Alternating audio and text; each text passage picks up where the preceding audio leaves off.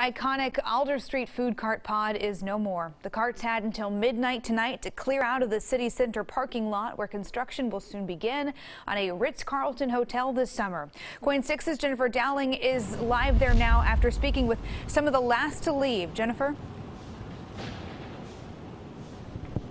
Yeah, it was a crazy day of everyone trying to move out. And we spoke to one man who owns a cart here who was called the godfather of the former pod. And he tried serving his loyal customers until well past 5 o'clock today. Have a sloppy fits, caramelized onions, and grilled cheese. At Alton Guards, Jameson George Whitcop served up a bit of food history to his customers.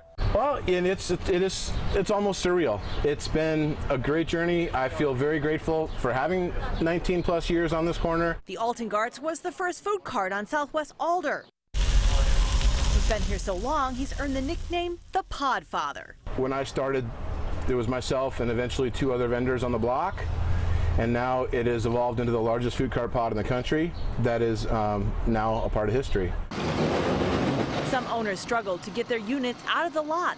Many hadn't moved in more than a decade. I forgot how I did it, you know?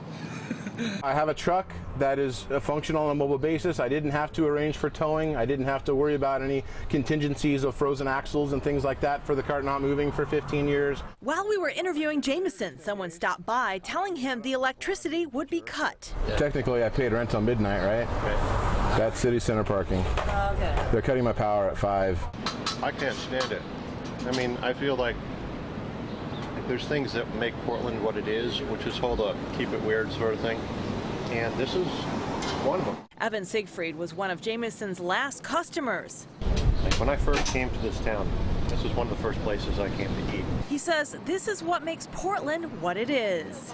Now what are we going to get? A hotel? Who cares? Who cares about a hotel, another condominium? We already have a few of those, don't we? It's 5 p.m. and they just cut my power. Undaunted, the Podfather soldiered on with a generator, serving his loyal customers as long as possible on his last day. It's a wrap on 19 years here. I just wanted to bring this chapter and this era to an end appropriately. I mean, being the first cart on the block, I think it's only appropriate to be the last cart serving on the block.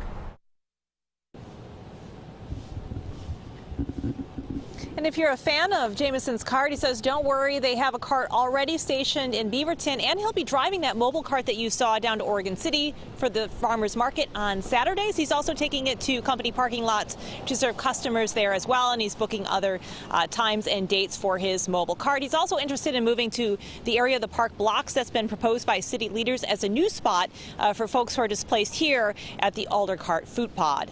Emily? Yeah, Jennifer, I know that effort being spearheaded by Commissioner Daly is something that a lot of people are hoping will happen. But I understand there was kind of a community effort to help some of the food carts that did have to be towed today. Yes, that's right. I talked to Keith Jones. He's a member of Green Loop, the nonprofit organization, and he said they were able to fundraise in order to get a lot of the carts towed so they didn't have to take that out of pocket. He said they raised around $12,000. He said without that money, a lot of folks here would have been lost. They might not have been able to get their carts out, some that hadn't been moved in over a decade, and they were calling tow trucks today up to the last minute to get those folks out. And some of those carts are now being stored temporarily at the old post office. They're not open down there. They're just being stored there until other lots can be found for those cart owners. Back to you.